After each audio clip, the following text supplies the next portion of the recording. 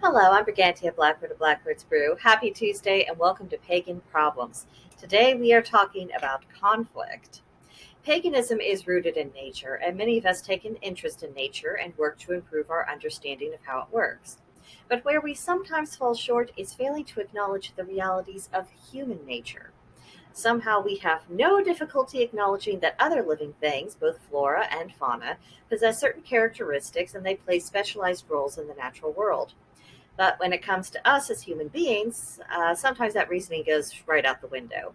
We forget that we too have a nature, or we end up having a distorted view of what human nature is. And that compromises our ability to understand ourselves and other people. And certainly it gets in the way of learning how to handle and channel our own natural impulses. And one area in life in which this misunderstanding is particularly harmful is in matters that involve conflict, be it verbal disagreements or physical fights.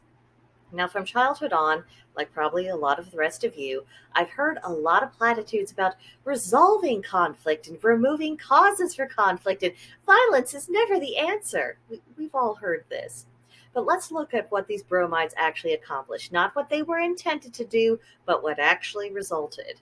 Because instead of solving difficulties or diffusing situations or making life less dangerous, what has been the consequence is that there has been a suppression of conflict, not dealing with it, just suppressing it. And it keeps boiling under the surface, and periodically it explodes like a volcano. And we have more people who either can't or won't stand up for themselves. And then we have the ones who do lack the skill to do so. They'll stand up for themselves, but they don't do it very well. And their response when they are within a conflict isn't much more than an emotional tantrum. So clearly, this approach is not working. It's just too idealistic, and the older I get, the more skeptical I become of idealism, because idealism never seems to acknowledge why something is the way that it is, only that it needs to change and be totally different, whether or not the desire for it to be different is actually possible in reality, or if the fallout and the consequences from trying to impose it would be an improvement over what currently exists. It's kind of a proto virtue signaling, and I hate putting it that harshly because I certainly don't think that all idealists can or should be equated with the woke mob. But at the same time, this idealism is the beginnings of a mindset that rejects what you don't like and advocate for a change that satisfies your feelings or the appearance of said change without reference to the consequences. And that's where the problems really arise because we have lost our skill set for dealing with conflict, both be it verbal or physical or both, and people feel more helpless. And this is why they either shrivel up and tolerate abuse, or they act like wild cannons, just in search of a target, and any target will do. This isn't good for anyone. And when people believe that conflict can or should be completely eradicated, when that doesn't happen and it arises anyway, it's an extra shock to their senses. It's harder on them emotionally, and that means they're less likely to think rationally about the situation and still less so to think about a way to address it effectively. And then, if people believe that conflict in and of itself is wrong, the effect is even magnified further. Now, as pagans, we know that nothing good comes from ignoring the natural order or ignoring reality. Nature teaches us this over and over again. I mean, just imagine if you decided you were going to stand in a rising tide and declare that the water should stop flowing in because you would prefer to continue standing in that spot.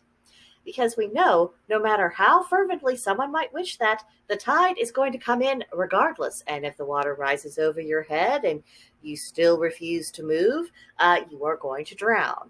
Reality will prevail over the wish that contradicts reality. And the lesson is obvious.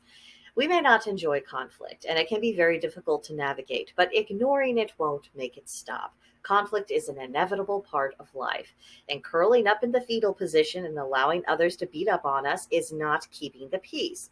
It's just allowing ourselves to become a punching bag, and it reveals a deficit of self-respect.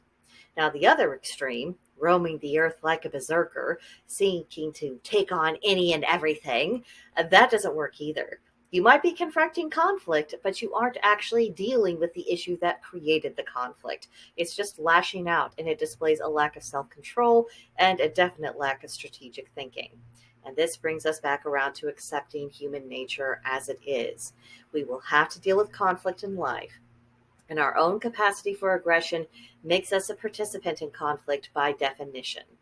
There are several changes that I would advocate for that I would like to see, and it begins with the mindset of us valuing our lives and our agency. I think this makes us more likely to defend ourselves when the occasion calls for it.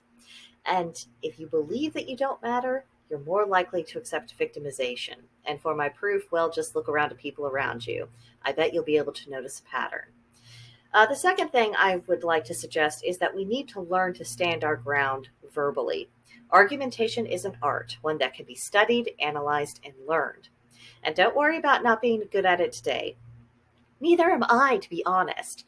But we can work on our skills to improve over time, and that will yield better results in the long run. And lastly, I know this isn't something everyone necessarily likes talking about, but it is a reality. It is prudent to learn some form of self-defense and work towards becoming more competent with some form of weaponry. I'm sorry to say that we seem to be moving into an era in which violence is likely to be even more common, but it is what it is. We cannot control or choose that other people will never attack or aggress upon us, but we can choose to be better prepared and less of a target if that should happen. So, just a few thoughts to have in mind. And now it's time for you to share your thoughts with me. Let me know what you think about what I've outlined in the comments section below, or come see us on Discord at Blackbird's Brew. There's a link to join in the description box below, and you'd be very welcome there. We'd be happy to have you. But that'll do it for now, and I'll see you in the next one. Bye.